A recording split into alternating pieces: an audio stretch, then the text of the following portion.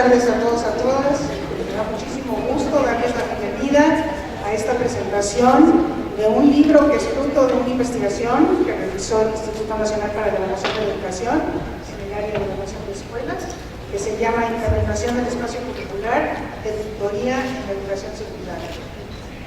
Pues una investigación muy interesante porque justamente lo que hace es profundizar en una innovación educativa producto de la reforma educativa de la educación secundaria, de la reforma curricular, y pues es la posibilidad de ponerle la lupa a una pequeña parte de esta reforma que es justamente las tutorías y de ver qué es lo que sucede con esas tutorías al interior de las secundarias.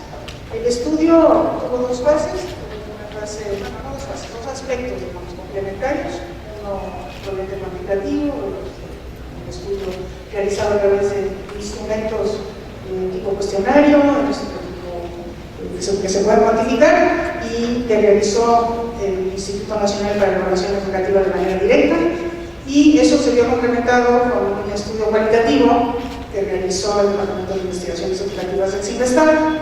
Lo que se reporta en el libro que hoy se presenta es la primera parte del estudio, esta parte más cuantitativa, pero acaba de mandar un correo a María Ibarrola, que estuvo en la parte cualitativa que realizó el día, para decirme que ellos ya han acordado publicar la parte cualitativa del estudio, que es el complemento de este, en breve, muy breve, junto con el INE, y por lo mismo pues a mí me da muchísimo gusto informarles que pronto estaremos invitándolos a la presentación de esta parte complementaria de este estudio, que es un estudio muy importante que viene del INE antes de que fuera autónomo. Estamos nosotros, los de la Junta de Gobierno, concertando estos trabajos previos del INE que no era autónomo, pero que de alguna manera evidentemente pues va a haber una línea con la cual tendremos nosotros ahora con el INE autónomo de manera continuidad.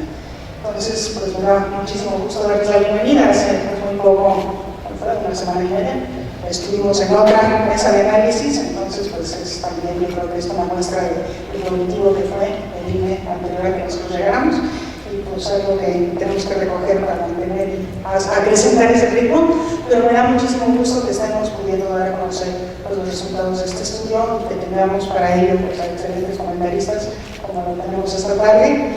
Y bueno, pues ya les dejo en manos de quienes tienen una parte sustantiva de este evento. Muchísimas gracias por su asistencia.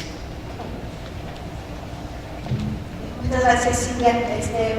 Vamos a proceder a la presentación del informe, de los resultados más relevantes del informe, y a darles a conocer algunos de los aspectos para que ustedes puedan tener una mejor comprensión y bueno, pues que se les abra el apetito por leer el informe completo. Tenemos como invitados muy importantes en esta mesa, muy especiales por el tipo de participación que han tenido desde la concepción misma del estudio y que amablemente aceptaron comentar el informe de hoy. Y presento primero los de FOI y después a mi casa para cederle la palabra. Tenemos a la maestra Erendira Quiñón Avilés y a Rosa del Carmen Flores Macías. Ellas van a hacer el favor de comentar después de que el maestro Humberto Rivera nos haga el favor de presentarles los resultados más importantes de este estudio, y me voy a permitir leer algunas cosas para que puedan tener una mejor idea sobre la trayectoria del maestro Humberto Rivera, que trabajó en el instituto y que fue quien llevó buena parte de la coordinación de este estudio. El maestro Humberto es sociólogo por la Universidad Iberoamericana con estudios de posgrado en Educación, Políticas Públicas y Psicología. Se ha desempeñado en los campos de evaluación educativa, de desarrollo docente, monitoreo y evaluación de programas sociales, administración universitaria y docencia. Ha trabajado en el Centro de Estudios Educativos, en la Universidad Iberoamericana, en el Programa de Desarrollo Humano en Comunidades, en la Secretaría de Desarrollo Social, en la Secretaría de Educación Pública y también como consultor independiente. Y desde el año 2012 tenemos el gusto de tenerlo dentro del instituto como subdirector de factores de aula en la Dirección de Evaluación de Escuelas en el INE. Y bueno, le damos la palabra para que nos haga favor de presentarnos los aspectos más importantes de este estudio. Muchas gracias. Muy buenas tardes.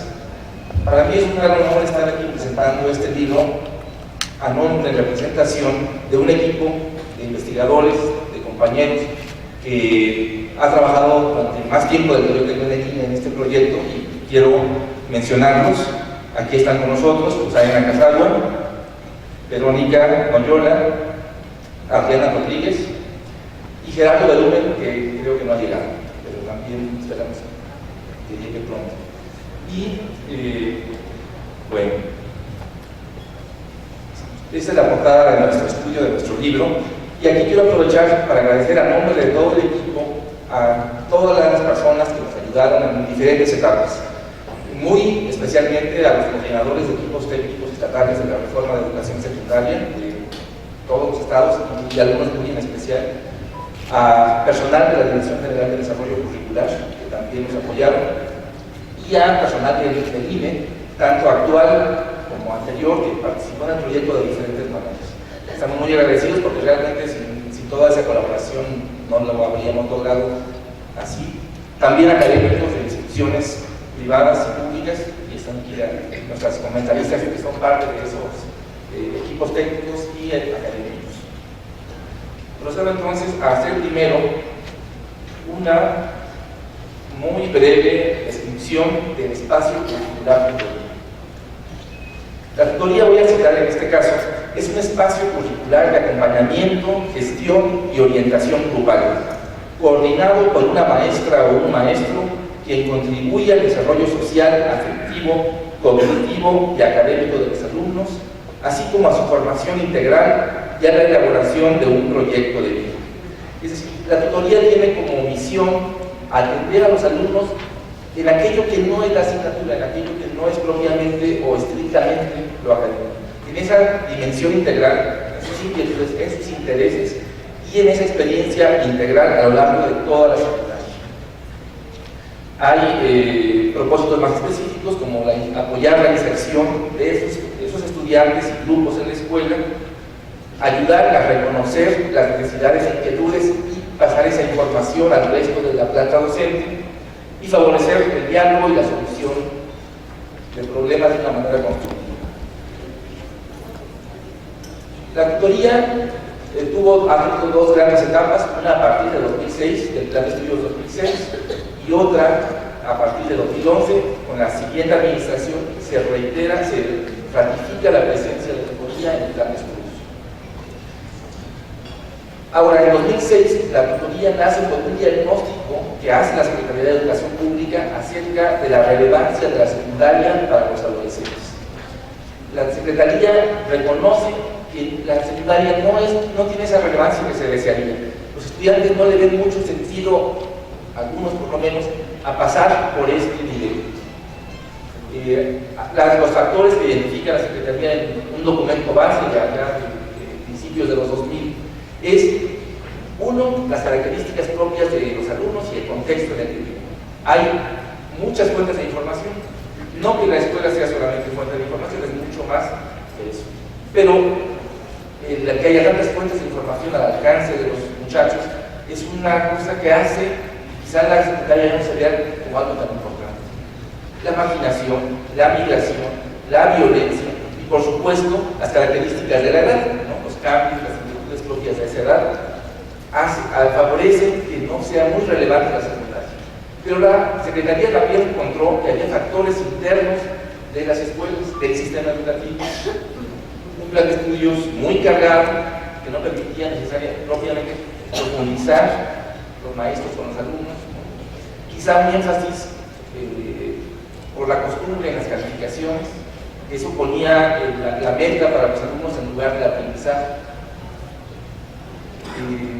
Quizá maestros que los maestros no acababan de ver, y los directivos, que las inquietudes, los intereses, las preocupaciones, la problemática de los jóvenes no es como un efecto colateral o una preocupación secundaria, sino que es parte central de la formación de los muchachos.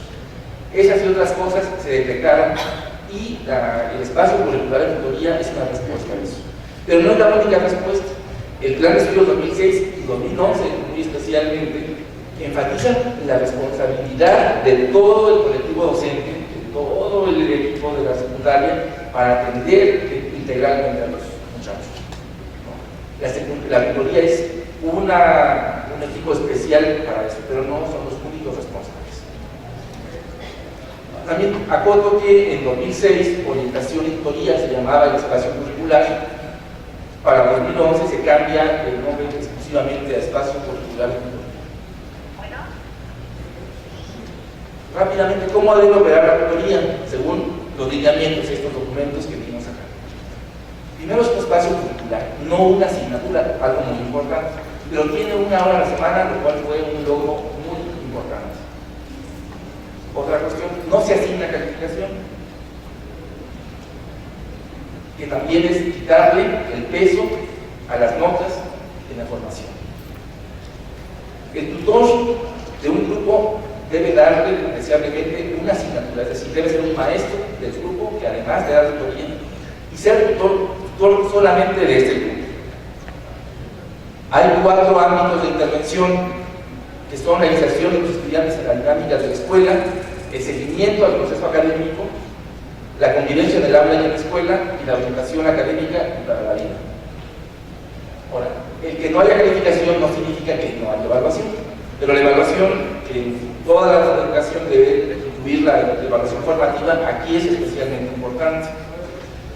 Y la evaluación formativa debe incluir al docente también. El docente también debe autoevaluarse y hacer partícipes a sus alumnos de su evaluación. En congruencia con esta preocupación por una formación integral y por no ceñirse a un programa muy estricto que más bien se preocupe por el programa, no por los alumnos, la tutoría no tiene un programa único de texto, sino hay una lista que fue creciendo de sugerencias didácticas. La propuesta es a la iniciativa del tutor para conocer a sus alumnos, encontrar sus intereses, encontrar sus inquietudes, comunicarlas al resto del colectivo y formular un plan de aprendizaje para este grupo, un plan para ese grupo particular.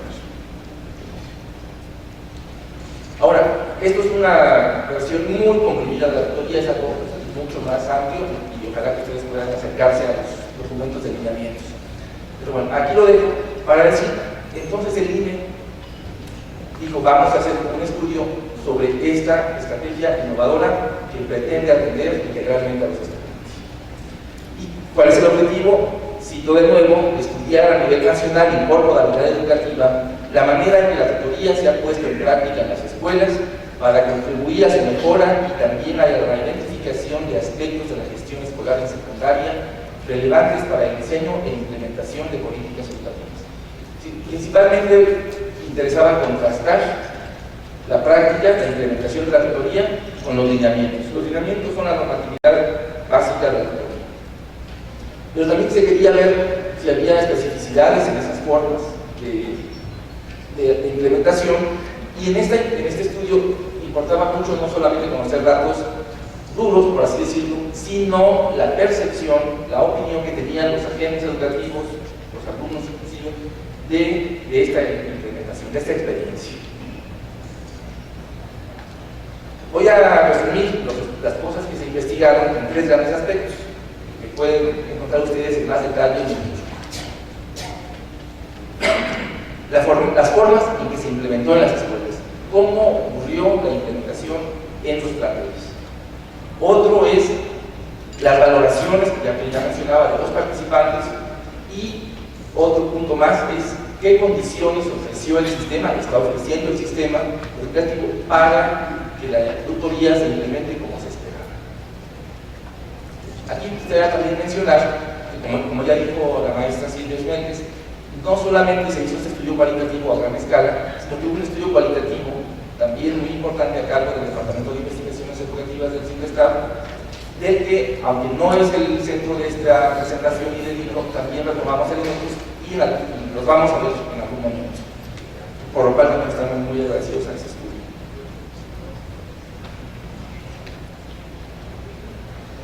El estudio contempló 4 estratos, la muestra: secundarias públicas generales, públicas técnicas, secundarias privadas y telesecundarias. Se cubrió todo el país, aunque de algunos estados no se pudo lograr la muestra, como son Michoacán, Guerrero y Oaxaca, pero en el resto del país se obtuvo una muestra muy adecuada para lo que recibimos. Aquí algo importante, las telesecundarias tienen características, como ustedes conocen, muy particulares. A veces son comparables perfectamente con las demás, en otras cosas no son tan comparables. Tratamos aquí en esta presentación de mencionar aquellos aspectos en los que son más comparables.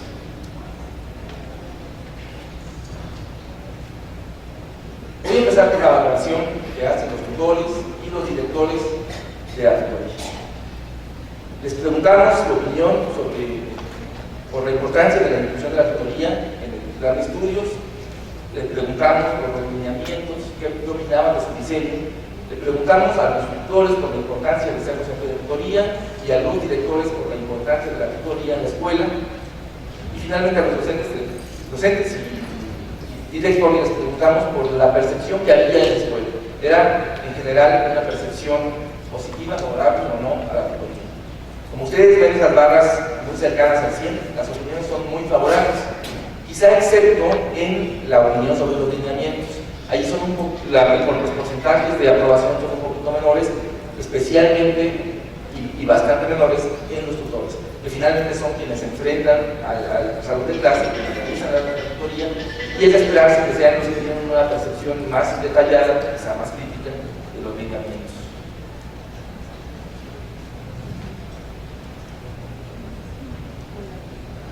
Ahora, los alumnos en general tienen una valoración global muy positiva de su experiencia en la tutoría.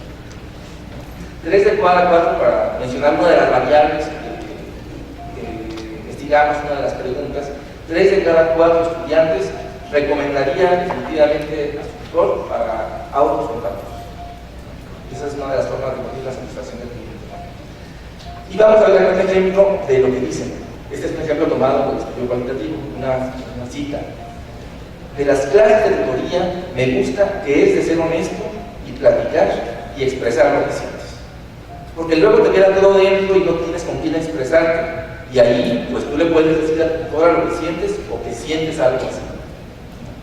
Es un ejemplo de algo que la tutoría le significa algo importante.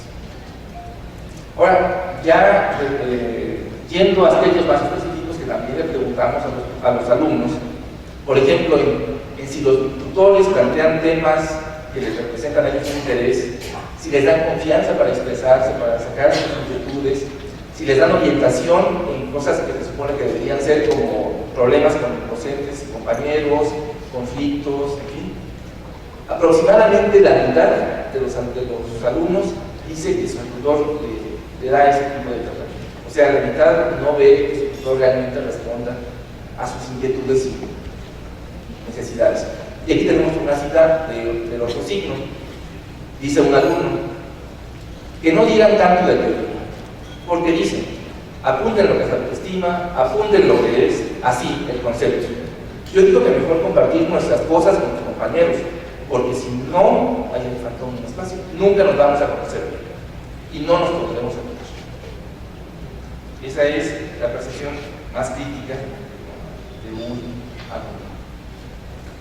Vamos ahora a ver qué nos dicen los tutores de cómo conducen sus sesiones de tutoría. Ya sabemos lo que piensan los alumnos de sus tutores y de lo que perciben que hacen. Ahora vamos a ver qué dicen los tutores que hacen.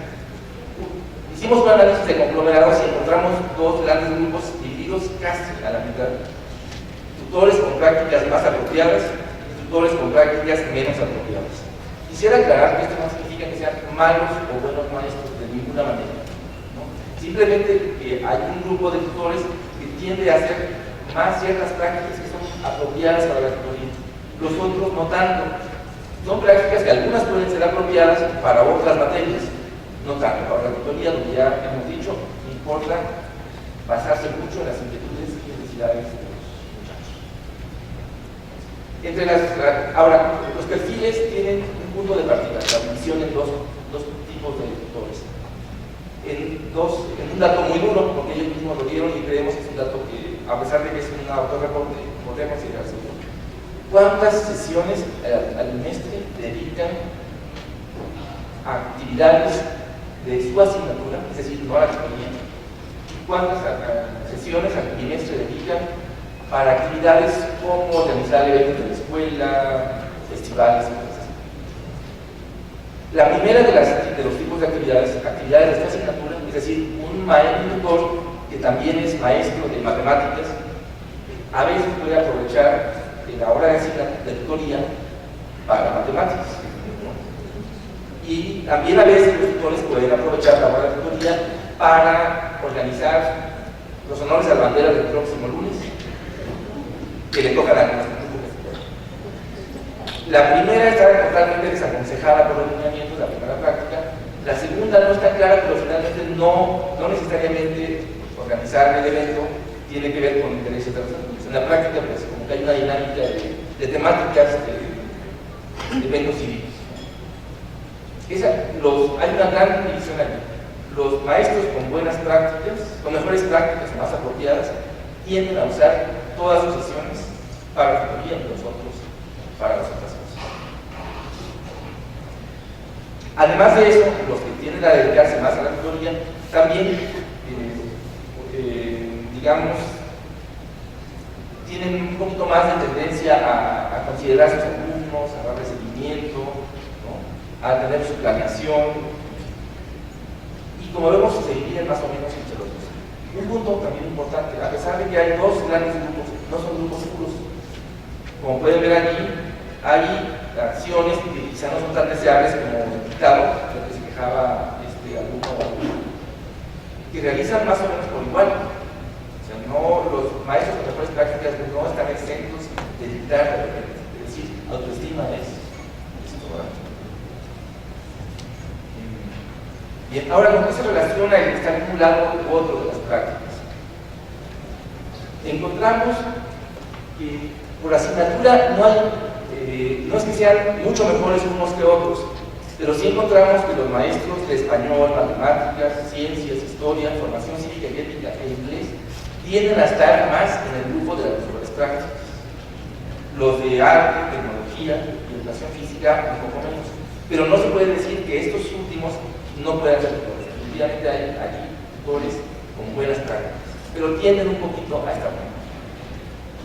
Los orientadores educativos, que es también una práctica muy extendida en algunas entidades, en algunas escuelas, usar al orientador como tutor en lugar de usar a maestros de una asignatura, suelen ser mejores tutores, pueden, digamos, tener más prácticas apropiadas, lo cual también sería un poco de esperarse, ¿no? Son personas que han sido formadas en entender a la chava.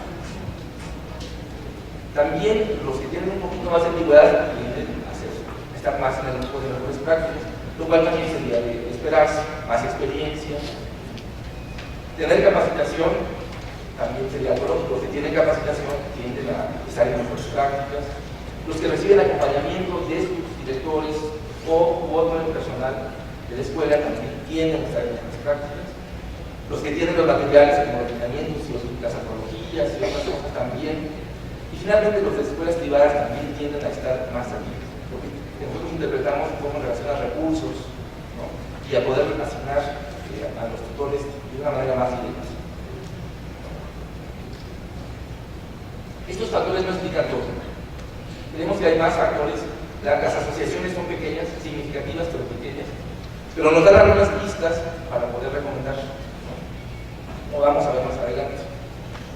Ahora, estas prácticas tutoriales más apropiadas, menos apropiadas, con estos factores asociados, ¿en qué contexto institucional se desarrolla?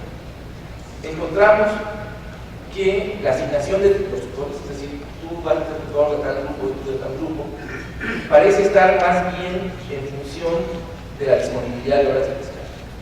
No es tanto que se elijan a los maestros con un cierto perfil, sino qué maestro tiene horas de pesca. Es decir, hay fragmentación de horarios, hay sobrecarga de trabajo, entonces, pues, ¿a quién pongo? A quien tiene más ingresos. Eso significa que a veces se pone por eso, decíamos, autorizadores, porque no tienen necesariamente asignación de horas, ¿no? Sí tienen un trabajo, pero no están asignados a un horario, no están ligados a un horario. Como no siempre se siguen los lineamientos en el sentido de que sean maestros de una asignatura que solamente le den tutoría a un grupo, a veces le dan a varios grupos y a veces le dan tutoría a varios grupos pero no le dan una materia a eso. Eso no necesariamente es algo negativo, como vimos que los orientadores pueden ser buenos tutores. Por otra parte, la función tutorial, este es un hallazgo muy particular del estudio cualitativo, coexiste con la función de asesor del grupo. A veces estas dos funciones, estas dos figuras se funden y a veces están separadas y los resultados son variados, ¿no? A veces la función puede ser muy productiva, a veces no tanto. Lo mismo estar separado. Solo 6 de cada 10 tutores han participado en una capacitación oficial, digamos, la Secretaría la SEC o las autoridades estatales han dado. Solamente 60%. En 30% de las escuelas ningún tutor ha recibido capacitación para la tutoría. Y solo 60% ha recibido acompañamiento, asesoría interna de su director o del personal de la escuela. Entonces, sí andan solitos. ¿Qué más? Casi 40% de los tutores no tienen ninguno de los materiales que se han editado para el tutor. O sea, no tienen el instrumento mínimo. Ni siquiera los lineamientos. En telesecundaria, y sí hay un libro de texto, unos apuntes, solo 7 de cada 10 docentes cuentan con ese libro de texto, aunque pareciera como de cajón, ¿no? El trabajo colaborativo, que ya no lo mencioné cuando describí la tutoría, pero en lineamientos y desde los grandes estudios, el trabajo entre los docentes, el trabajo colegiado es fundamental para la tutoría. En 2 de cada 10 escuelas se puede decir que se hace de alguna manera, según nuestros estudios. En 3 de cada 10 no encontramos rastros de trabajo colaborativo. Y en poco más de la mitad de las escuelas, los tutores dedican, lo que decíamos hace rato, 3 o más sesiones al trimestre de actividades de asignaturas o de organización de eventos escolares. Pues esto no es que sea negativo por sí mismo. Qué bueno que los maestros se preocupan porque los muchachos tengan un poquito más de apoyo para su asignatura y hay que hacer actividades de la escuela, hay que organizarse para ellas, pero la tutoría no está hecha para eso. Ahora, a pesar de todo esto, que digamos que mitad de los maestros tienen las buenas prácticas, la mitad no tanto, que hay estas limitaciones de capacitación, estas limitaciones de materiales. Los alumnos y el personal directivo dicen que la tutoría ha sido un beneficio para los alumnos. La perciben como positiva. Por ejemplo, los alumnos dicen, nos ayudan a pensar en nuestro futuro, una tarea central de la tutoría. Nos ayudan a relacionarnos mejor con los compañeros y profesores. Nos ayudan a mejorar el desempeño de la materia. Para eso la tutoría y una buena proporción de alumnos detecta eso. Y insisto, a pesar de que quizá la tutoría no se desarrolla exactamente como quisiéramos, pero el simple hecho de que haya un maestro, esa es mi interpretación, que haya un maestro allí para decirle a los alumnos que vamos a platicar de algo, aunque no tenga mucha técnica, en fin, creemos que eso puede ser algo que ya está dando un mensaje. Ahora, a partir de esto, ¿qué recomienda el equipo? ¿No? ¿Qué recomienda el INE? Pues evitar el tratable en la capacitación, bueno, renovar esa de la capacitación. Si no le decimos a los tutores de qué se trata la tutoría y cómo se puede hacer, pues como no entendemos, ¿no? Pero hay unos obstáculos para la capacitación. Con frecuencia se dan las capacitaciones para la tutoría al mismo tiempo que las capacitaciones para las asignaturas.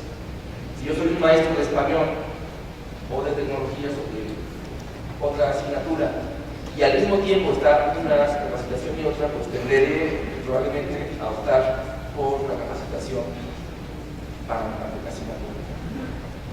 La capacitación en cascada es algo que nos hemos encontrado todo el mundo, la conciliar no digo nada más, la capacitación en cascada.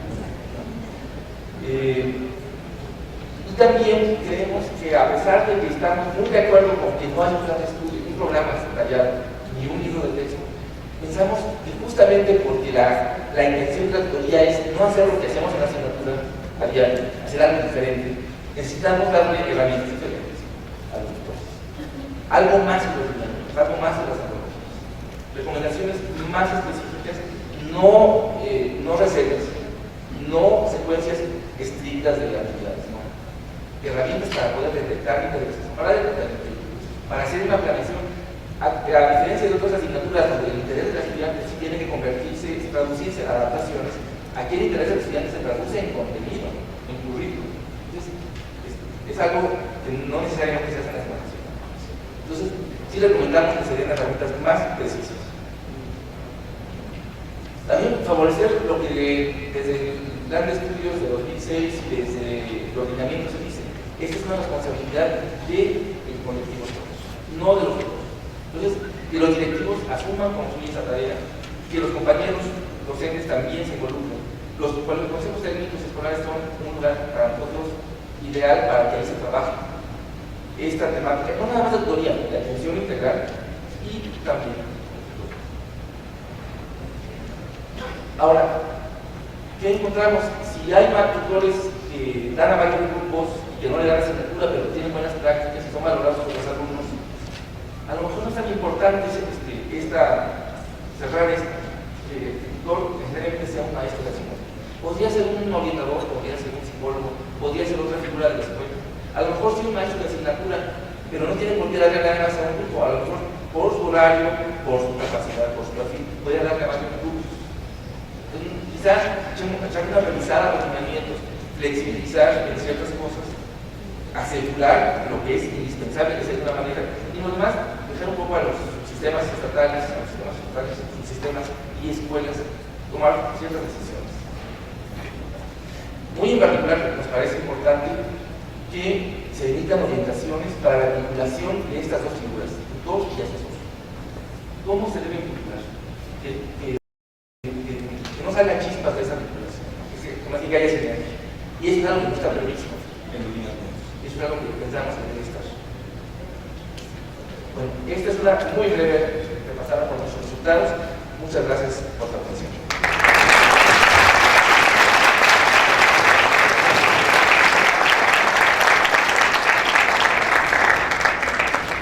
Muchas gracias, Humberto. Dentro del informe ustedes podrán ver muchos más resultados tan interesantes como los que nos acaba de presentar. Esperemos que sí se les haya abierto el interés por consultar el libro, y además seguramente con lo que va a decir nuestra siguiente invitada muy especial se les abrirá el apetito más. Ella es la maestra Heréndira Piñón Avilés. Es licenciada en Pedagogía con especialidad en Matemáticas por la Escuela Normal Superior del Estado de México. Es maestra en Pedagogía con especialidad en Planeación Educativa por el Centro de Estudios Superiores en Educación, y también cuenta con un máster en Gestión y Desarrollo de Instituciones Educativas de la Universidad Virtual de Barcelona. Tiene una amplia trayectoria como docente y directora en escuelas de educación básica, especialmente en el nivel de educación secundaria. Se desempeñó como coordinadora general del Centro de Maestros de Tecámac, de Coahualco, además de coordinadora del proyecto Centros de Atención al Estudiante. Fue también coordinadora general del equipo técnico estatal de la reforma de la educación secundaria durante el proceso de consolidación del Plan de Estudios 2006, y fue para el INE una de las asesoras y de las acompañantes más sistemáticas, críticas diría yo, amablemente críticas a lo largo de todos los años en que se hizo el estudio. Le dejamos la palabra a la maestra Heréndira. Buenas tardes a todos, gracias por la invitación, maestra Silvia, gracias Humberto, gracias a todos. Bueno, antes de iniciar con los comentarios propiamente referidos al estudio y a sus resultados, quisiera recordar algunos hechos pasados que me apoyarán en la reflexión. Y esto interesa de manera específica porque pues tenemos una historia en el sistema educativo y me interesa recuperar esto porque nos sirve para saber en dónde estamos en este momento y hacia dónde podemos ir. Ya desde el año 1992, el sistema educativo mexicano dio un giro con la firma del Acuerdo Nacional para la Modernización de la Educación Básica, cuando se apostó a lograr la mejora a través de la reorganización del sistema educativo mediante la descentralización y la inclusión de la participación social, la reformulación de contenidos y materiales educativos y la revaloración de la función magisterial, el denominado Acuerdo de las 3R. En 1993, con las modificaciones constitucionales y la reforma curricular, aunada a la propuesta de formación de docentes, las aspiraciones empezaron a tomar forma. En educación secundaria se logró la obligatoriedad del nivel educativo y se incrementó la asignación de recursos para su funcionamiento. El gobierno federal, a través de la Secretaría, conservó las funciones normativa, compensatoria y de evaluación y dejó a los estados la operación del sistema. Los expertos reconocieron que esta reforma, y cito a Margarita Zorrilla, es inédita y de amplias dimensiones, tanto para la educación básica como para la formación inicial de maestros. Se reformulan los contenidos y de nuevo se organizan por asignaturas. Se amplía y diversifica la producción de materiales educativos para alumnos y maestros. Se propone trabajo pedagógico con un enfoque constructivista. Además, se incorpora una visión institucional de la escuela que exige nuevas formas y contenidos de trabajo a la supervisión y dirección escolar. Fin de la cita. 10 años después, al hacer una valoración de los avances, la Secretaría se propone apuntalar el proceso y por primera vez no se rompe lo iniciado en un sexenio de gobierno, aún en el proceso de transición en la vida política del país. La entrada al nuevo siglo implicaba grandes retos para México y para su sistema educativo. El Programa Nacional de Educación 2001-2006 señalaba entonces estrategias clave, entre las que destacan aprovechar la acción educativa cotidiana a fin de impulsar una nueva ciudadanía, impulsar el federalismo educativo, la gestión institucional y la participación social en la educación. Se reconoce que la educación nacional afronta 3 grandes desafíos: cobertura con equidad, calidad de los procesos educativos y niveles de aprendizaje, e integración y funcionamiento del sistema educativo. Esto está asentado en el Programa Nacional de Educación 2001-2006. Recuerdo muy bien en ese tiempo el trabajo que realizamos los equipos técnicos de las entidades federativas en 2002 y 2003, al integrar los diagnósticos estatales para identificar las problemáticas específicas que generaban las desigualdades del sistema, los altos índices de reprobación en algunas asignaturas, que por cierto han aparecido recurrentemente en los diagnósticos, y que siguen apareciendo, asignaturas como matemáticas, ciencias, inglés. Reconocer los motivos del abandono escolar y los bajos logros de aprendizaje en los alumnos. Para eso nos sirvieron los diagnósticos. El sistema de formación continua en ese momento había sido fortalecido con los centros de maestros y los cursos nacionales y estatales. Se propuso la reformulación de los planes de estudio de la educación normal y se señaló la necesidad de una estrategia decidida para la integración y funcionamiento adecuado del sistema educativo. Para 2004 se inició el proceso para cumplir con la obligatoriedad de la educación preescolar, un avance más. En ese año se propuso el PEP 2004, con la definición de los campos formativos, planteando en su conjunto un trabajo educativo muy completo, acorde con la importancia y trascendencia que tiene la etapa de vida del preescolar y sustentado desde las perspectivas de la psicología y la pedagogía, que destacan la importancia fundamental de los primeros 6 años de vida para la formación de la personalidad, el desarrollo del lenguaje y la adquisición de los patrones de conducta y los hábitos básicos de la convivencia. La obligatoriedad del preescolar, entendida entonces como la aplicación de un programa curricular obligatorio, proveería la estructura formal de trabajo docente para facilitar el desarrollo en esta etapa, cuidando y valorando todos sus aspectos. Para 2005 se iniciaría la reforma integral de la educación secundaria, la RIES, con algunos tropiezos, si lo recuerdan, pero con condiciones que posiblemente favorecerían el éxito. Aparentemente, el contexto nacional en ese momento promovía la puesta en marcha de estrategias más participativas para la toma de decisiones de política educativa. El mismo programa sectorial manifestaba la existencia de un fuerte compromiso de las autoridades federales y estatales con el federalismo educativo y con dar mayor autonomía a las escuelas. Las autoridades locales, por su parte, exigían ser más que receptores pasivos de programas nacionales y reclamaban de la Federación un mayor margen de intervención en la toma de decisiones. Así que se tomó la decisión de rediseñar el currículo con la participación de los equipos técnicos de las entidades. A partir de los diagnósticos que ya les comentaba que se realizaron, de un documento base con el que se trabajaría y de la recogida de datos de la primera etapa de implementación, que entonces se llamó PEI, y de la consulta nacional, se elaboró la propuesta curricular que se puso en marcha en 2006. En 2006, la educación secundaria iniciaba el proceso de reforma propiamente dicho, sin interrupciones por el cambio de gobierno federal. y se planteaba que su principal objeto era lograr la continuidad curricular y la articulación pedagógica y organizativa con los dos niveles escolares que la anteceden. Dicha articulación constituía una de las acciones que se juzgaban como necesarias para mejorar la eficacia y equidad de la educación básica. Es en este replanteamiento curricular cuando se propone la introducción del espacio de orientación y tutoría. Quienes participamos desde el inicio en el proceso de implementación del nuevo plan de estudios de educación secundaria, sabemos de los avatares que se atravesaron durante el mismo.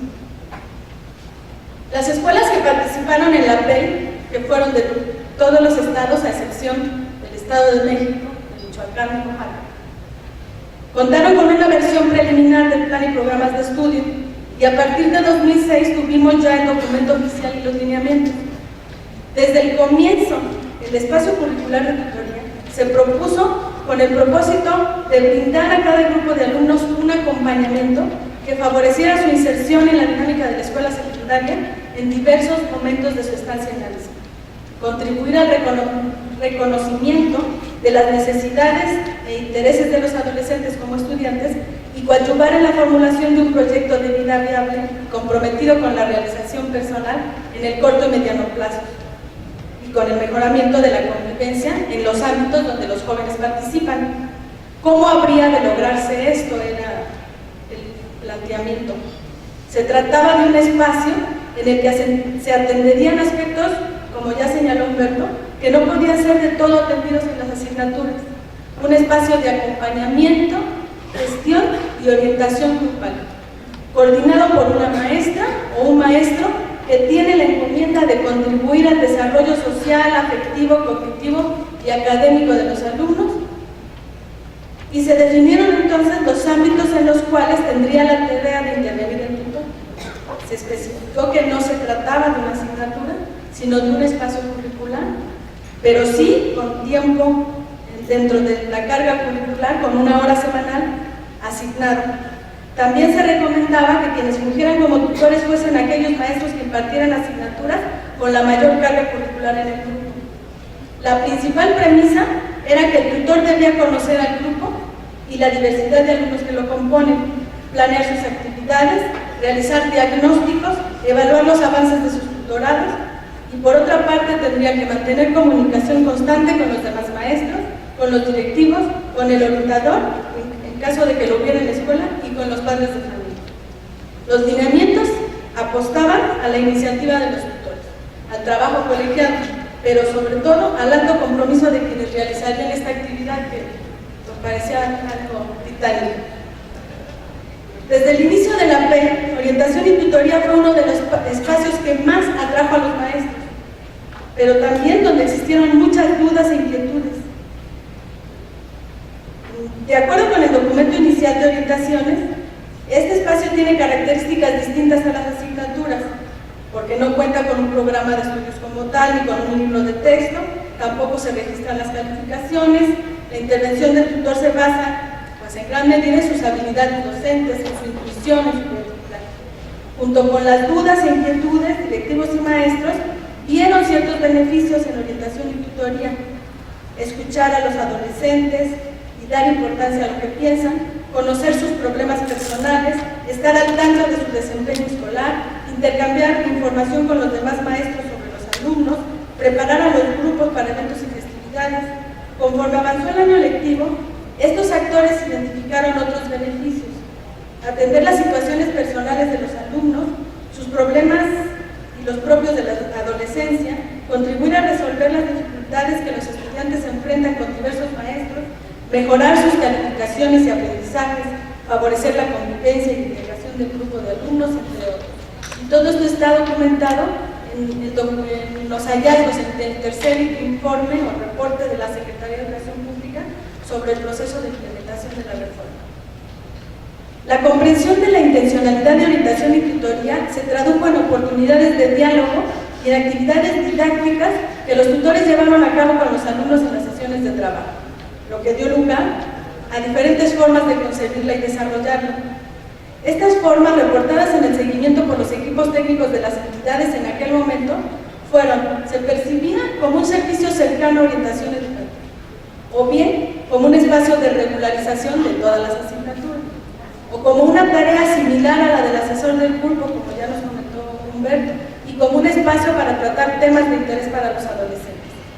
Una u otra forma de verla, o incluso en una misma escuela coexistían diversas. También se recuperó el punto de vista de los estudiantes en la prepa, que opinaban sobre el espacio curricular según sus propias vivencias. Mucho tenían que ver con el tutor que les había tocado, más que con el espacio curricular propiamente. Algunos lo valoraban positivamente como un espacio de escucha. Un alumno, por ejemplo, en el documento de hallazgos dice: yo soy muy tremendo y la tutora se ha sentado a platicar conmigo para ver en qué me puede ayudar. Me gusta que me escuche. Ella me ayuda, pero ella me ayudó para que no siguiera reprobando más materias. Las actividades que realizamos en esta hora son muy tranquilas, ya que la mayoría son pláticas o dinámicas grupales. También se ven algunas películas de los temas que nos interesan y tratamos los asuntos de nuestras calificaciones y conducta o los problemas que están presentes en algunos compañeros en el grupo. Por un lado, entonces, se veían las dificultades de la implementación y por el otro se reconocían las bondades del espacio. ¿Qué se hacía necesario en ese momento? El INE consideró que la tutoría podía verse como un ejemplo de la política educativa tendiente a favorecer la relevancia de la educación para los estudiantes y también como un campo de estudio propicio para analizar las relaciones entre la gestión escolar y los procesos educativos. Y así fue como empezó la aventura en 2010. El INE invitó a los coordinadores de las reformas y las entidades, presentó el proyecto de estudio en el marco del programa de investigación sobre las condiciones de la oferta educativa. Se trataba de estudiar la manera en que la tutoría se puso en práctica en las escuelas, con la finalidad de encontrar elementos para su mejora e identificar aspectos de la gestión escolar en secundaria relevantes para el diseño e implementación de políticas educativas. El diálogo informal entre quienes realizan investigación y quienes participan en las reformas y en la definición de las políticas educativas en sus diferentes niveles de comprensión, desde la dimensión social hasta la escuela misma como espacio de aterrizaje de las propuestas, es una necesidad imperante. De ahí que se aplaude este tipo de iniciativas. De ahí que también quienes participamos en los trabajos de acompañamiento a los docentes, de definición de actividades de formación docente, acudimos con gusto al llamado del INE. Ya Humberto nos presentó la manera en que se desarrolló la indagación y los principales resultados que arrojó. Ahora bien, ¿para qué son útiles estos resultados? Como ya escuchamos, la indagación se realizó en las 3 modalidades y en contextos diferentes. Esa ya es una primera utilidad, el identificar las especificidades de la implementación en diferentes contextos y en condiciones de trabajo también diferentes. Así, quien lee el informe puede encontrar en sus letras similitudes con lo que pasa en su escuela, en su modalidad, en su contexto. La importancia que se otorga al espacio curricular de tutoría tiene mucho que ver con las representaciones sociales que los sujetos se hacen respecto a sus propósitos, sus bondades, sus dificultades. Y eso limita o impulsa su desarrollo. En una escuela en donde se ha logrado integrar en el colectivo de trabajo una idea clara de lo que se espera de este espacio y de las maneras de desarrollarlo, hay mayor posibilidad de que se logren acuerdos para trabajar las tutorías, incluso para la elaboración de un plan de trabajo que adquiera sentido en el contexto escolar de que se trate y que más allá de seguir los lineamientos, como un cartabón, los reinterpreten y los apliquen, desarrollando aquello que realmente contribuya a la formación integral de los educandos desde la escuela, que se desee en la escuela. Sobre la asignación de tutores, es fundamental priorizar los criterios pedagógicos por sobre los administrativos. Ya se vio en el estudio que se ha priorizado lo administrativo, aun cuando esto represente un condicionante difícil de superar. Aquí toca a las administraciones locales el generar políticas específicas para facilitar a los directores en términos de organización y gestión escolar el proceso de definir qué docentes son los adecuados para desempeñar la tutoría, independientemente de si dan o no clase a los alumnos o de si pueden atender uno o más grupos. La cuestión de la figura del asesor, que coexiste con la de tutor en algunas escuelas, es una cuestión no poco relevante. Se hace necesario definir normativamente lo que corresponde a cada uno. Reconocer explícitamente la figura del asesor, que en la práctica se ha legitimizado como una función importante en cuanto a las actividades que realiza. Sobre la capacitación, es urgente la definición de estrategias que modifiquen las tradicionales actividades de formación en cascada. Quizá el uso de las tecnologías de la información y la comunicación permita la creación de sitios en la web que en tiempo real faciliten la interacción entre tutores, además de generar espacios de intercambio de experiencia y materiales de apoyo que subsanen la necesidad que tienen los tutores de verse guiados por un programa de estudio. Es una necesidad real, debido a lo cual acuden al uso de libros de texto, que de acuerdo al estudio ha sido la única herramienta que ellos han encontrado con connotaciones de uso práctico y que los ha conducido en algunos casos a lograr buenas prácticas. Otro elemento fundamental que el estudio ayudó a puntualizar es el hecho de que el involucramiento de los directivos, personal de asistencia educativa, asesores, supervisores, personal de centros de maestro e incluso autoridades requieren ser partícipes de una estrategia de difusión y conocimiento que permita la apropiación de la importancia de ser promotores desde los lugares diversos que ocupan en la estructura del sistema del desarrollo integral de los alumnos. Identificar las mejores prácticas de los tutores es una información en la que el estudio no profundizó y que queda como parte de una agenda próxima. Mucho se habla de que la práctica de los docentes no trasciende lo tradicional y dista mucho de acercarse a la posibilidad de promover en los alumnos el desarrollo de competencias para la vida. El problema principal radica en que algunas que son catalogadas como buenas prácticas, como el promover el trabajo en equipo, pueden volverse también prácticas no adecuadas si se limitan al agrupamiento de alumnos y a la distribución de tareas entre estos, y viceversa. Prácticas como la elaboración de cuestionarios o resúmenes que se califican como pedagógicamente incorrectas, en algunos casos pueden convertirse en prácticas exitosas si adquieren sentido en el proceso de apropiación de los alumnos de ideas y concepciones que se pretende que se arraiguen como parte de su acervo cultural. Esto es ambiguo, poco explorado, y por ello lo coloco como parte de lo que falta por indagar. En una lectura un tanto cuanto pesimista del reporte, se podría caer en el lugar común y determinista de señalar que las condiciones del trabajo docente, las limitaciones de los tutores, la falta de trabajo colegiado, de distribución oportuna de materiales, de coordinación entre diferentes instancias para la difusión, capacitación, acompañamiento a la práctica de los tutores, seguimiento y evaluación de las mismas, es una limitante para lograr el éxito y que no hay nada por hacer.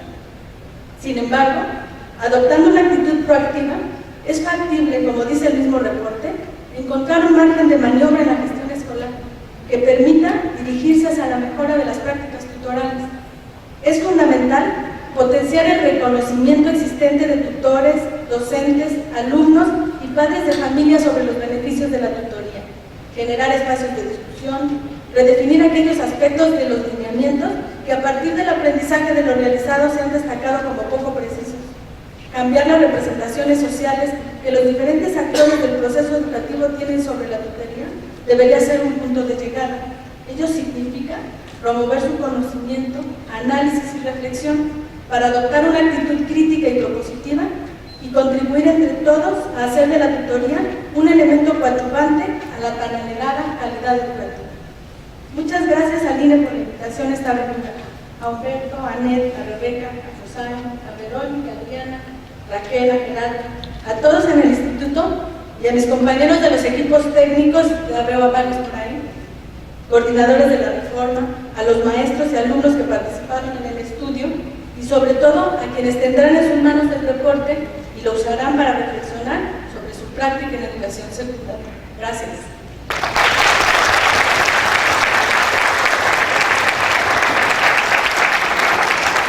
Secundaria con bajo rendimiento y problemas en la fluidez y comprensión lectora, el empleo de un software para promover el desarrollo de la comprensión lectora en alumnos de secundaria y el desarrollo del conocimiento matemático. Dejamos la palabra a la doctora Rosa María del Campo. Gracias. Buenas tardes. Bueno, primero un agradecimiento al INE por esta invitación. La verdad, me siento muy honrada y por otra parte un agradecimiento, pues leer el documento. Yo creo que un documento de evaluación siempre es una posibilidad de reflexión y de reflexión que nos llevará a la toma de decisiones. Entonces yo les agradezco mucho que me hayan invitado, porque de otra manera, por la vida tan apretada que llevo, seguramente lo iba a leer dentro de 3 años y carrereada y con un propósito también desconocido en este momento. Pero como me dieron la tarea, lo disfruté, lo leí de cabo a rabo. En general, cuando leo las cosas yo tiendo a ver el vaso medio lleno, y encontré cosas que creo que son muy valiosas para la gente que nos dedicamos a la tutoría. Bueno, les platico. Yo he sido tutora y espero seguirlo siendo por otros años, de alumnos de secundaria, de alumnos de prepa, de estudiantes de licenciatura y de estudiantes de posgrado. Pues cuando estaba leyendo el documento del INE, una de las cosas dije, sí, es cierto, que es el tutor.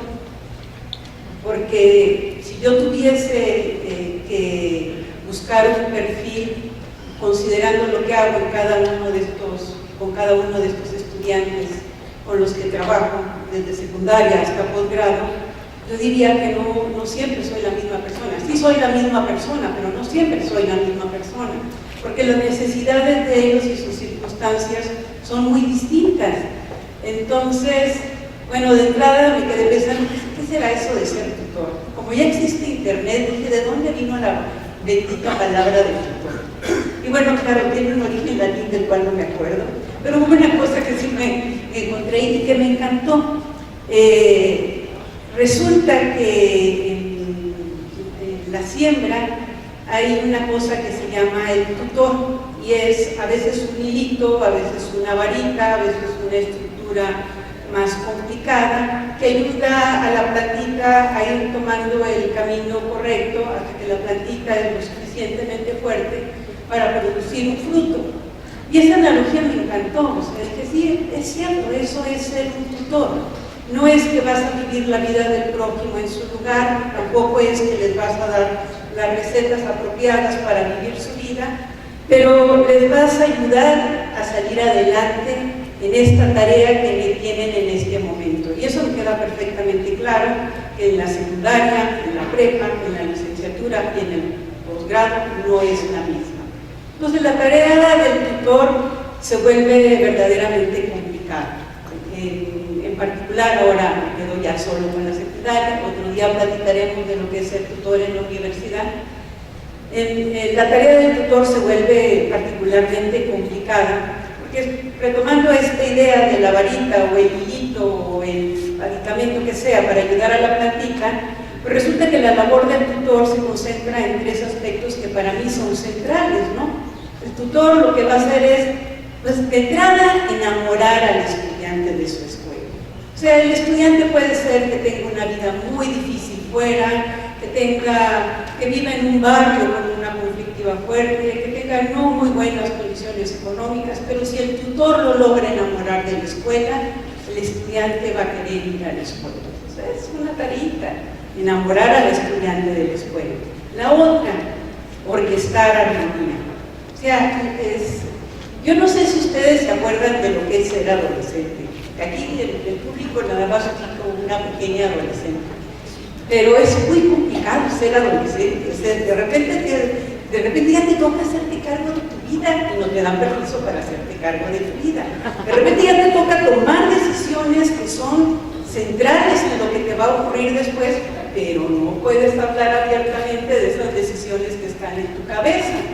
Entonces, y además de repente te toca escuchar que dices, ¿y esto como para qué me lo tengo que aprender? Y además en la adolescencia solemos ser muy retadores y cuestionadores de por qué tenemos que aprender lo que nos tenemos que aprender. Estamos aprendiendo porque queremos pasar el año, ¿no? En el mejor de los casos, aprendiendo lo que nos apasiona eso. Bueno, esto crea problemas de convivencia, estas y otras cosas. Entonces el tutor de alguna manera tiene que aprender cómo enseñar a los alumnos a orquestar armonía en su vida. Otra tareita complicada, ¿no? Y hay otra tarea más del tutor de secundaria, que es preparar para la vida. Yo creo que esta es la tarea más compleja. ¿Por qué es la más compleja? Bueno, al final, esa es mi percepción, la escuela debiera enseñar a los alumnos a desarrollar, utilizar la palabra mejor dicho, me gustaría que la escuela enseñara a los alumnos a gestionar la propia vida, a crear un fundamento interno con el cual nos pudiésemos hacer cargo de la vida que nos va a tocar vivir. Y recordemos que para muchos estudiantes su última oportunidad de escolarización es justo la secundaria. Entonces, es como el lugar perfecto para que salgan con mejores herramientas para hacerse cargo de su vida. Y al respecto, hay dos cosas que a mí me parecen importantes, ¿no? Y que yo creo que todos aquí dirán, sí, es cierto. La existencia no admite representantes. La vida que nos toca vivir, la tenemos que vivir nosotros. Y necesitamos que nos preparen para vivirla. Y la otra parte es, pues se supone que nosotros al terminar la escuela somos autónomos, somos aprendices autónomos. Y eso va más allá de aprender por tu cuenta. O sea, yo creo que un aprendiz cuando llega a ser autónomo, pues es creativo, está socialmente comprometido con los demás, con la naturaleza, es feliz y es saludable. Para mí esa sería la definición perfecta de un aprendiz autónomo. Entonces vemos que el espacio de tutoría, al menos desde mi perspectiva, cobra una importancia central para lo que son las metas de la escuela. Y no es sencillo, porque en el espacio de tutoría, aun cuando solo esté el tutor y los alumnos, conviven muchas subjetividades. Aparecen los otros maestros, la escuela, la cultura de la escuela, los padres, los otros compañeros. Todas esas subjetividades aparecen en el momento en que los adolescentes ponen sobre la mesa las cosas que les inquietan. Ya vimos que no es solo que tengan un espacio para hablar de sus inquietudes, sino es un espacio para aprender a vivir su vida de manera sana, conviviendo, estar enamorados de estar en la escuela. Clarita, ¿no? Entonces, pues el tutor tiene enfrente una tarea muy compleja. La verdad, yo comprendo que el 40% de los profesores, no recuerdo el dato exacto, pero yo comprendo que el 40% de los profesores que son tutores, que ya lo hicieron y todavía no se sienten preparados. Yo comprendo por qué no se sienten preparados. Se las acabo de pintar la tarea, es sumamente complicada. Y a mí me parece muy alentador el hecho de que un gran porcentaje de los tutores que participaron en la investigación toman la perspectiva y dicen, pues yo sí quiero seguir siendo tutor, eso va a conllevar el que me quiero preparar. Bueno, hay varias cosas que él necesita conocer, que van más allá sobre cuestiones de desarrollo social, afectivo, cognitivo del adolescente. Las cosas con las que tiene que lidiar el tutor son las cosas con las que lidiamos los papás de adolescentes. Y el que diga que ha salido como papá de adolescente sin rasparse, la verdad, pues es muy complicado. Pero aquí estamos viviendo las adolescencias no de 1, de 30, de 60, y además estamos viviendo este papel que como tutor te toca de gestionar la relación de los adolescentes con los otros adultos de la escuela. Bueno, esa es mi perspectiva de lo que representa ser tutor en la secundaria. ¿Qué aprendí del informe? Y esto es por lo que se me hace más valioso el informe. Yo creo que había una cierta sabiduría en plantear que fuera un solo grupo y un grupo al que se le impartiera la asignatura. Porque, bueno, pues el profesor que imparte una asignatura conoce a los alumnos como aprendices, los conoce también como grupo. Pero aparentemente, una vez que las cosas se ponen en práctica, nos enseñan otras cosas. Entonces, ¿qué mostró la experiencia? Bueno, aparentemente no es indispensable que el tutor imparta una asignatura. Sí es indispensable que los conozca como aprendices, pero hay otras maneras de conseguir ese conocimiento a través de otros docentes, a través de la manera como los estudiantes se van desempeñando en la propia tutoría. no es buena idea que al tutor le caiga del cielo la tarea de ser tutor porque tiene las horas. O sea, sí puede pasar que las dos cosas coincidan, pero no es buena idea. Ser tutor implica una serie de cualidades personales complicadas, de pasiones, de virtudes, de conocimientos. Entonces, no es justo ponerle a alguien a ser tutor cuando no quiere ser tutor. Lo mandamos a la guerra sin sentido. O sea, lo más adecuado es que el que sea tutor quiera ser tutor. Ser tutor es un proceso a largo plazo. Y es un proceso, a mí me encantó cómo se planteó en el documento de prácticas menos apropiadas y prácticas más apropiadas, porque nos habla de un continuo en el que la gente va logrando cada vez más competencia, cada vez más sabiduría. Y eso en mi experiencia formando tutores es un hecho. Me ha tocado, he tenido la fortuna de ser parte del proceso de formación de tutores de alumnos de secundaria con dificultades académicas, y eso me ha enseñado muchísimo, ¿no? Entonces sé que es un proceso a largo plazo donde hay ciertos elementos que se vuelven importantes. Ahorita platicamos de ello. Hay cosas que el informe nos enseña. Hay ciertas gentes que tienen cierta preparación y ciertas cualidades personales, cierta preparación que les da más herramientas para ser tutor. Este es el caso, ahí están los datos.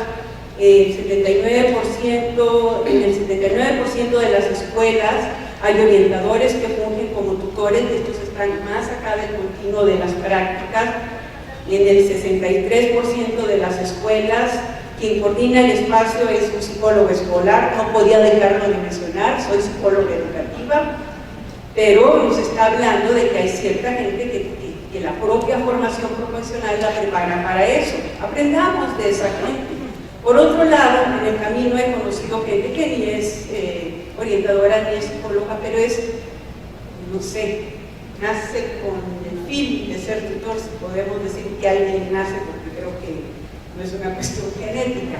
Pero esta gente enseña mucho. Hay que acercarnos a ella, lo que ahorita comentaban, es muy importante. ¿Cuáles son las buenas prácticas de la tutoría? Hay un aspecto que yo repensaría, y es esta idea de cómo lograr que efectivamente el tutor pueda ser gestor de los intereses de las y los adolescentes. Alrededor del 23%, de acuerdo al reporte, tiene actividades que implican un trabajo en colaboración. Es muy difícil hablar a favor de los adolescentes en 2 minutos. O sea, yo he tenido pláticas a veces de hora y media para convencer a alguien de que este adolescente que está fracasando en la escuela, que acaba de empezar a usar drogas, que tiene conflictos con su mamá, vale la pena. Es una persona que tiene muchas cualidades y que puede salir adelante. Entonces, tiene que haber un espacio para esto. En una plática de pasillo es muy difícil conseguirlo, porque hay que abogar a favor de sus intereses, de sus necesidades. Y a veces, cuando uno está aprendiendo a hablar de sus intereses y sus necesidades, pues no somos suavecitos, somos más bien como muy radicales, que a veces, permítanme la expresión, medio brutos.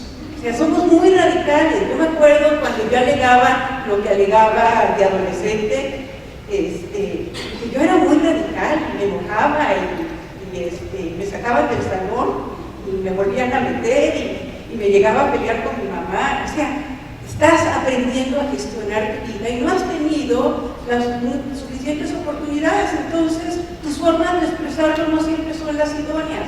¿Cómo convences a un adulto que está cansado que lo que le gritó el adolescente no es tan grave, pues está complicado? Ser gestor de adolescente requiere de tiempo, ¿no?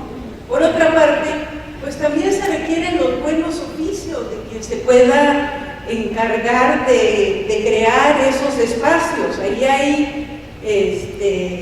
Ahí hay otro trabajo que yo creo que está más allá de la tutoría, y mi área de expertise no es la gestión escolar, pero yo creo que hay un trabajo importante que hay que ir creando.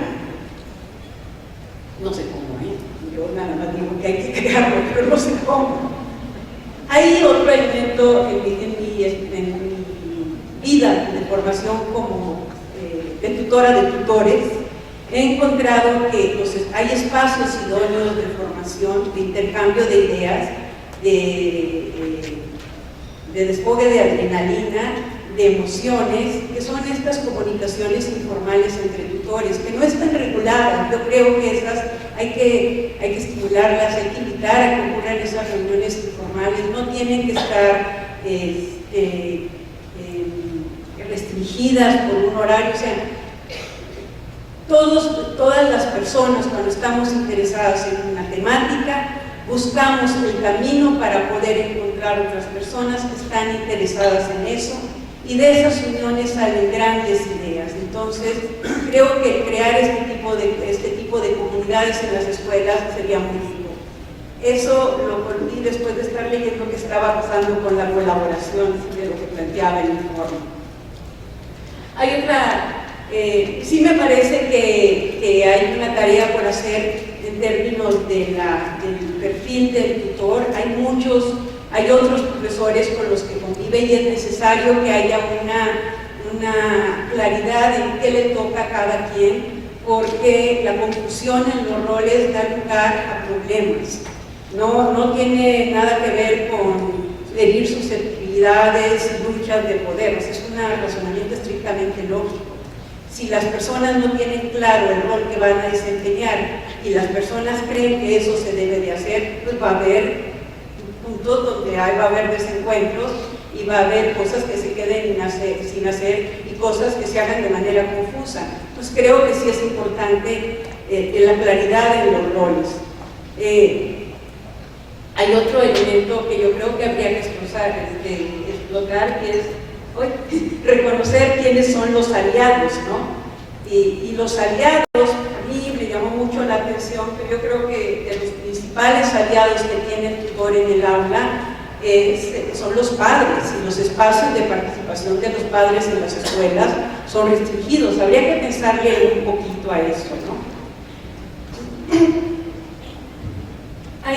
Sobre la formación de los tutores, yo creo que no va a haber un libro de texto que ayude a un tutor a formarse, o sea, no va a haber creo que es muy buena la iniciativa de los lineamientos. Estuve revisando los documentos del 2006, los documentos del 2011, me parecieron muy buenas iniciativas. Sin embargo, estoy consciente de que la labor del tutor es una labor que se va haciendo en el día a día, porque los problemas que traen a colación los adolescentes van apareciendo día a día. Es más sencillo ser un tutor del posgrado que ser un tutor de un adolescente.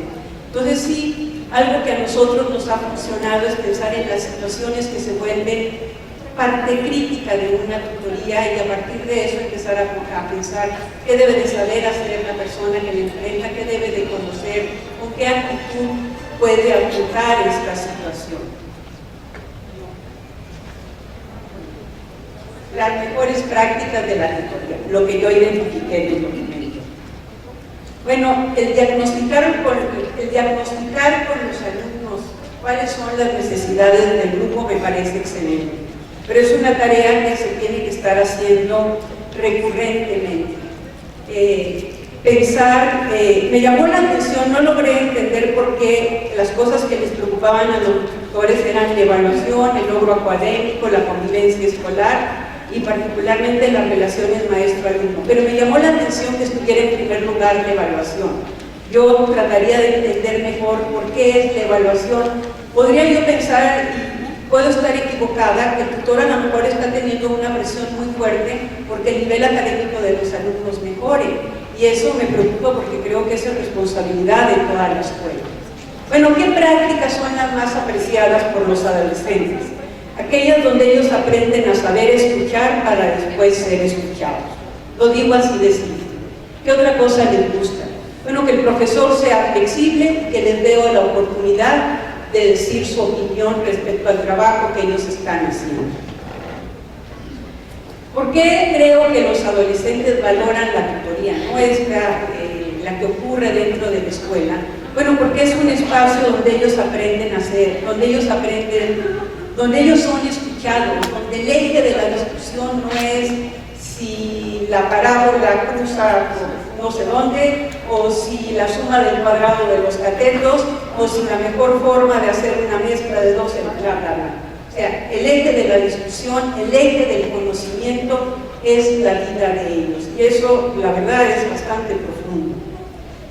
Bueno, los dejo con una reflexión final.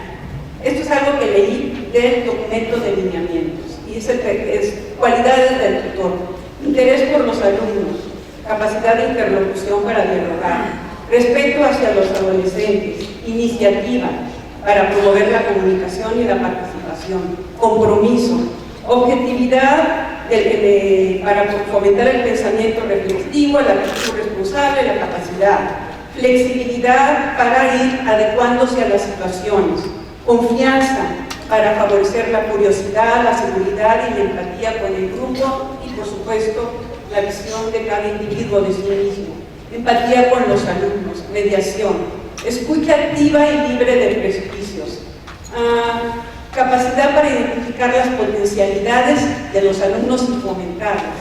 ¿Y qué pasaría si esto no fuera solo el perfil del tutor? ¿Qué pasaría si todos aquellos que estamos involucrados en la educación asumiéramos un poquito de esto? Yo creo que la labor del tutor sería infinitamente más sencilla. Muchas gracias por la invitación.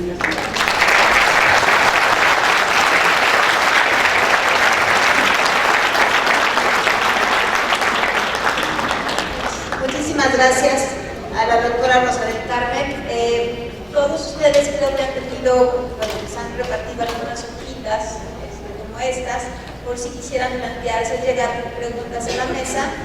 Nos encargaríamos de distribuirlas para que puedan ir siendo atendidas por nuestros invitados el día de hoy. Entonces, si quieren ir, porque ya están recogiendo muchas de ellas, para poder, denos unos minutitos nada más para poder organizar las preguntas.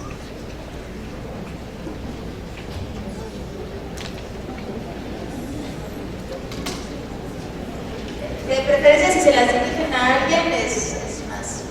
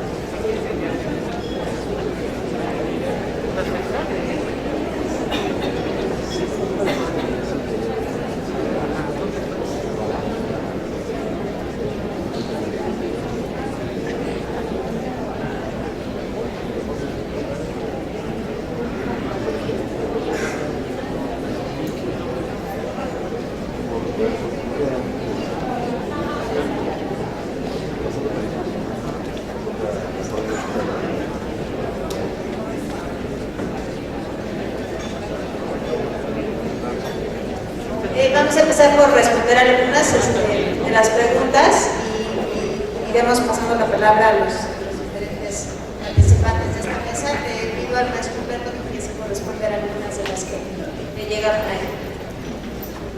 Mónica Juárez, de la Facultad de Psicología de la UNAM, nos pregunta cuáles fueron los instrumentos que se utilizaron para llegar a los resultados. Fueron cuestionarios que se dirigieron a los directores, a los tutores y a los estudiantes. Usamos la misma muestra de la prueba Scali y llegamos a 3.960 escuelas, casi igual a los directores, y llegamos a todos los tutores de tercero de esas 3.960 secundarias y a 35 alumnos de cada escuela. Esa es la muestra.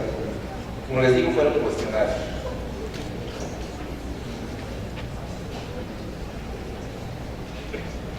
Nos preguntan, se preguntó, se nos pregunta el profesor tutor Carlos Rodríguez González, si les preguntamos a los docentes que no eran tutores si usaban sus horas de asignatura para hacer tutoría, pues a lo contrario de lo que preguntamos. Eso no lo preguntamos porque no nos fuimos no entrevistamos a los tutores que no eran, a los docentes que no eran tutores, pero la pregunta tiene mucho sentido, mucho fondo.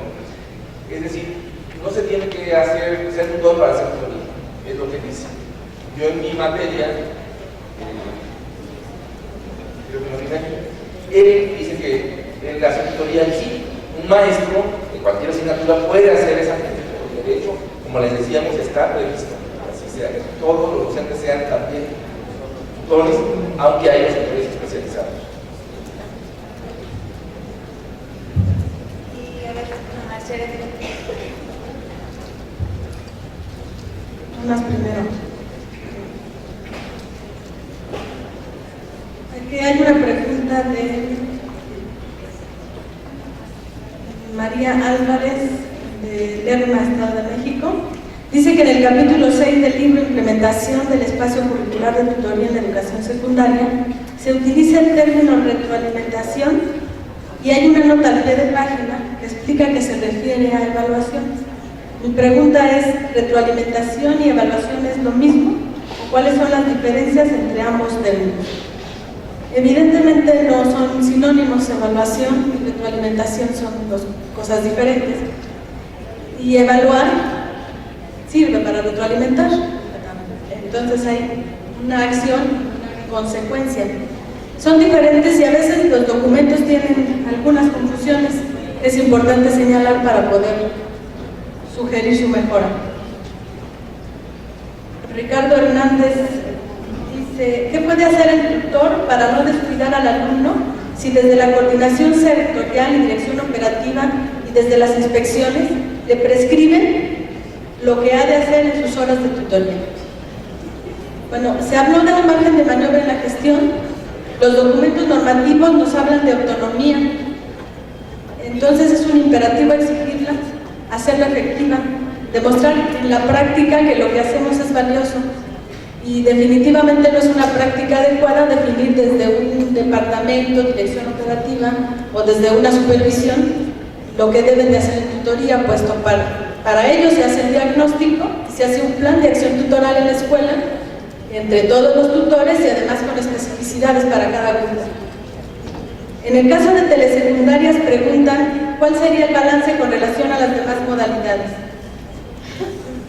Bien, los docentes de telesecundaria dijeron en el estudio que el rol del tutor lo han asumido siempre, que ellos siempre han sido tutores porque están con sus alumnos todo el día y que entonces no necesitaban un espacio específico, incluso lo desaprovechan muchas veces y lo utilizan para otras cosas, no para realizar acciones específicas de tutoría, porque señalan muchas veces que ellos constantemente están dando seguimiento, acompañando, gestionando procesos con sus alumnos para la toma de decisiones y que no es necesario un espacio específico. El estudio nos habla de algunas especificidades al respecto, pero tal vez el estudio cualitativo nos arroja información más específica sobre las diferencias en las modalidades. También preguntan que cuál es la formación o espacio de capacitación para los profesores de telesecundaria, específicamente en lo que se refiere a tutoría. Hay algunas indefiniciones. Las capacitaciones son muy generales y no se ha logrado que se trabaje con todos los docentes, porque aquí todos son maestros de grupo, todos son tutores. No hay necesidad de designar a otra persona, pues es el mismo maestro de grupo en telesecundaria. Y hablando de TIC, me preguntan aquí que si existe o se tiene planeada alguna página específica de tutoría para secundaria.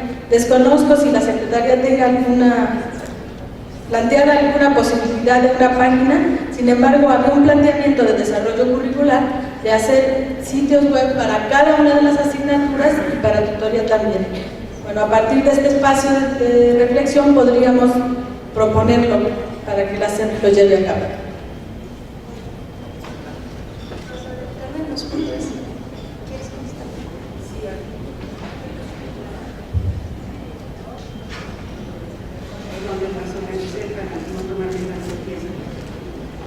Sobre el tiempo dedicado a la tutoría, si una hora es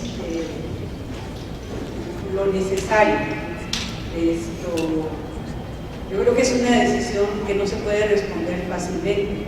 Lo que sí creo es que si la escuela está trabajando a favor de la tutoría, el espacio de tutoría se va a potencializar. Respecto a si una o dos o tres o cuatro o cinco es relativo. Una hora de tutoría con una escuela apoyando la tutoría es perfecto. 5 horas de tutoría sin una escuela apoyando la tutoría no va a resultar. Entonces yo creo que hay que pensarlo de una manera más contextualizada y buscar como la fórmula idónea, pero en mi concepto tiene que haber una relación muy estrecha entre la gestión escolar y la tutoría. Respecto al trabajo con padres, igual preguntan algunas cuestiones. Creo que ahí, a mí me parece que esa es una asignatura pendiente de todas las escuelas. Yo no sé en qué momento ocurrió que se creó esa distancia. Pudieron haber contribuido situaciones culturales, la dinámica de vida, qué sé yo. La verdad es un problema interesante de analizar desde un punto de vista de investigación, pero ciertamente en términos prácticos es inmediato de resolver. Lo que nuestra experiencia ha sido, porque hemos tenido por ahí algún proyecto sobre cómo favorecer la convivencia entre la escuela, entre padres y maestros, y creemos que sí hay acercamientos de diferentes opciones desde la psicología, que es lo que yo conozco, a partir de los cuales nosotros podemos lograr que los adultos convivan alrededor de una meta que les es común. Respecto a la negación de los padres de cooperar, eso generalmente es una queja muy frecuente cuando los alumnos están teniendo dificultades. Me ha tocado escuchar las dos partes, pero les voy a platicar algo que me parece una práctica excelente en una escuela secundaria en Canadá, en un barrio marginado. Había una profesora que se llamaba la dama de las buenas noticias, the good lady, the good news lady, good news lady. Bueno, esta profesora tenía el encargo de hablar por teléfono a la casa de los estudiantes con más dificultades, y lo que hacía era decirle: oiga, pues mire, le queremos platicar que hoy tuve una conversación muy amena con la chica o el chico, y nos parece que es un chico con mucho potencial. Además, me estuvo apoyando él, y lo que hacía esta mujer era hablar y decir cosas buenas del hijo o de la hija que estaba teniendo muchas dificultades. Bueno, algo tan simple había tenido un impacto muy fuerte en papás que tenían una conflictiva interna muy difícil. Entonces, a veces es cuestión de tener la buena intención de pensar de manera racional para que las cosas funcionen.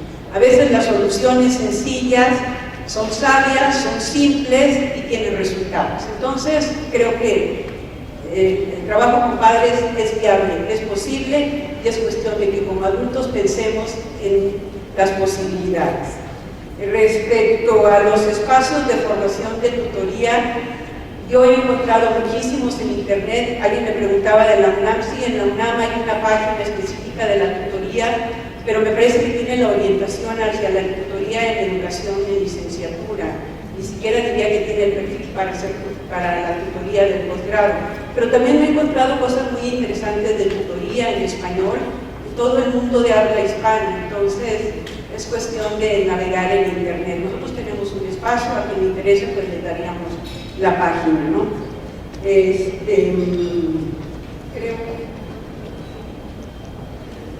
esta me encantó.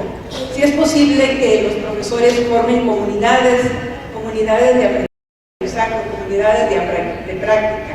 Sí, de hecho lo hacen espontáneamente. Basta, una comunidad de práctica basta con que haya interesados en hablar de un cierto dominio, que tengan un cierto interés en un cierto contexto para resolver cierto problema y se empiezan a gestar de manera natural las comunidades de práctica. ¿Que es posible desde el interior de la escuela gestionarlas? Pienso que sí. Me parece que Luis Felipe, no me acuerdo de Guadalajara, él tenía la experiencia de trabajar en una comunidad de práctica de profesores de matemáticas y los resultados habían sido muy interesantes. Entonces sí, las comunidades de práctica yo creo que son parte de nuestras vidas. ¿Cómo gestionarlas? De nuevo, hay que gestionar buenos oficios y buenas voluntades. Sí, también el maestro, pues, no sé si es el maestro, supongo que licenciado Sato con el acero, también pregunta si todos los maestros hiciéramos lo que tenemos que hacer en todas las asignaturas, no sería necesario el espacio curricular. Así que no sería necesario el espacio curricular si todos los maestros hicieran lo que tienen que hacer en su asignatura. Yo creo que sí tiene su lugar el espacio curricular, ¿no? Como decíamos al Carmen, si todos los docentes se fijaran en las necesidades de los alumnos, lo miran integralmente, sería mucho más fácil hacer tutoría. Pero yo creo que el espacio curricular tiene su necesidad, tiene su función, independientemente de que todos los docentes asuman su papel. Hay estudios, pregunta Roberto Pérez Balcazar, relacionados con las concepciones de tutoría que tienen los tutores. Sí lo hay, el estudio del Departamento de Investigaciones Educativas de Estado nos dice en eso. Algunas de nuestras preguntas también van aquí, aunque por la naturaleza del estudio no se profundiza tanto, pero se pueden hacer algunas ligas y algunas están en el estudio. Interesantes entre esas concepciones y muy interesantes lo que se puede encontrar. Las preocupaciones, por ejemplo, nuestras preguntas sobre lo que obstaculiza la tutoría, sobre lo que dificulta esa tutoría, remiten a cosas que encontraron en el estudio de enviar más a profundidad. ¿Por qué no regular la tutoría, las buenas prácticas más apropiadas a través de una normalidad y dar seguimiento y capacitación? Pues es lo que proponemos. No sabemos qué tanto haya que regularlo así, justamente por la naturaleza de la tutoría, pero debemos darle muchos recursos a los tutores, y los recursos no son solo capacitación, no solo materiales, como ya se le ha dicho mucho, el recurso es el colegiado, el recurso del acompañamiento de la dirección.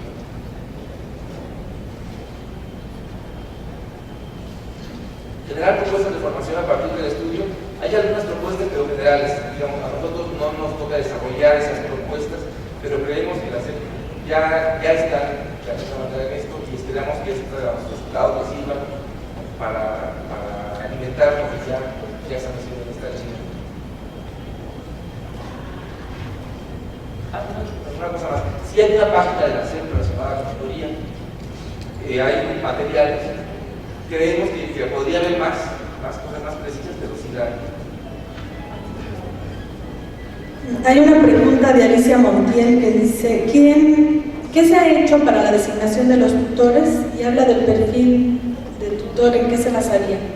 Bueno, ya se mencionó que en el estudio arrojó que se ha priorizado lo administrativo sobre lo pedagógico y que se requiere de una revisión de los lineamientos para definir de manera más real y aprovechando ahora la experiencia de 9 años de trabajo con tutoría, quién puede ser tutor, quién no puede ser tutor, cuál es el perfil requerido, si debe o no debe dar una o más asignaturas, si se le debe de dar una o 2 grupos de tutoría, pero sobre todo se debe impulsar el conocimiento de las bondades del espacio, de su sentido, de las posibilidades que éste tiene y reorientar la capacitación para poder hacer una realidad lo que se aspira. Otra pregunta, bueno, un comentario dice, la falta de espacio para el trabajo colegiado lo hace Ana Luisa Torres. La falta de espacio para el trabajo colegiado, el consejo técnico no es suficiente, apunta, y la escasa comunicación entre los maestros ha propiciado que cada tutor resuelva desde sus propios puntos de vista y experiencia. Y pregunta, ¿en algún momento se hará una realidad la creación de estos espacios? Es una preguntota. Y tiene que ver con las condiciones estructurales del sistema, con las reformas que estamos viviendo también, y con las utopías que todos tenemos. Queremos descarga de tiempo para trabajo colegiado, aspiramos a muchas cosas, pero bueno, es una pregunta sin respuesta. Ahora. Una última pregunta que... Preguntan si se ha diseñado algún proyecto de evaluación de los impactos, de los resultados de la tutoría. No hay, tenemos este estudio de la implementación, sería una vía de investigación muy interesante, hacer esa estimación del impacto de los resultados y profundizar más en el lado de los alumnos. No, mencioné poco seguramente de esas percepciones, hay más información sobre alumnos en el reporte, en el libro, pero todavía se puede profundizar mucho más su papel. Bueno, pues muchísimas gracias por haber asistido a esta presentación. Les invitamos, no se levanten todavía, los invitamos a que consulten la página del INE. Estamos seguros de que ahí van a poder encontrar diferentes materiales que pueden ser de su interés, y les invitamos también a estar pendientes por las próximas presentaciones de resultados o eventos que organice el instituto, y también hacernos llegar sus inquietudes, que tengamos un canal de comunicación lo más abierto posible. Háganos llegar sus inquietudes respecto del tipo de cosas que les gustaría saber, en las que les gustaría que el instituto trabajara, y también formas en que ustedes imaginan que pueden apoyar al instituto en estas nuevas tareas que le han sido encomendadas. Muchísimas gracias a nuestros tres presentadores, muy especialmente a los